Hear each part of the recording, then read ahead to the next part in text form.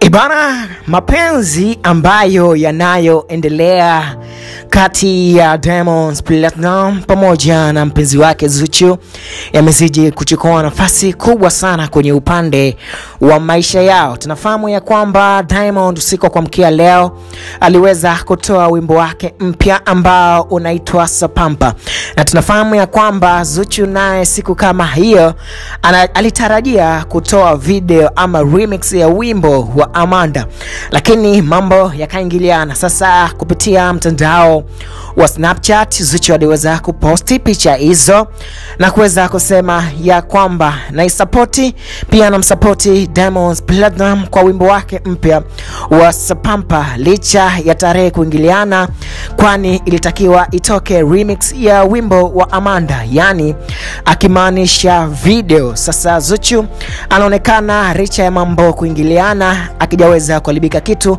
na bado yeye Zuchu anaweza kuiunga mkono project ya Sapampa ya kwake Diamond Platnumz, ambapo amewashirikisha wanyamwezi kutokea pale nchini Asia, nikimaanisha South Africa.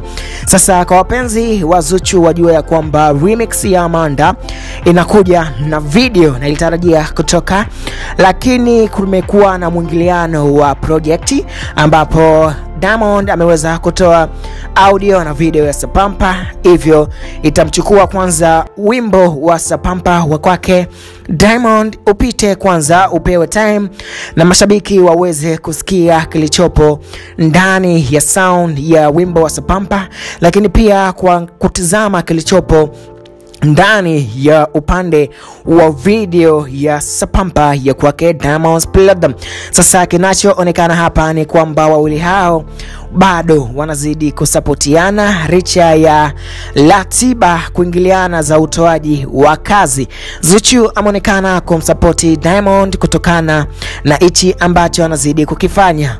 Watu walizani ya kwamba kungekuwa na mgogoro mkubwa wa wawili, kwani kumekuwa na mwingiliano wa kazi, lakini kwa upande wa Zuchu imekuwa ni tofauti. Ameonekana kumsapoti Diamond Platnumz kwenye project yake hii ya wimbo wa Sapampa, ambapo tayari audio pamoja na video katika upande wa YouTube tayari imekwisha toka na paka muda huu inazidi kufanya vizuri. Huu umekuwa ni mwezi wa Oktoba, mwezi wa 10 ambao ni mwezi wa Diamond Platnumz.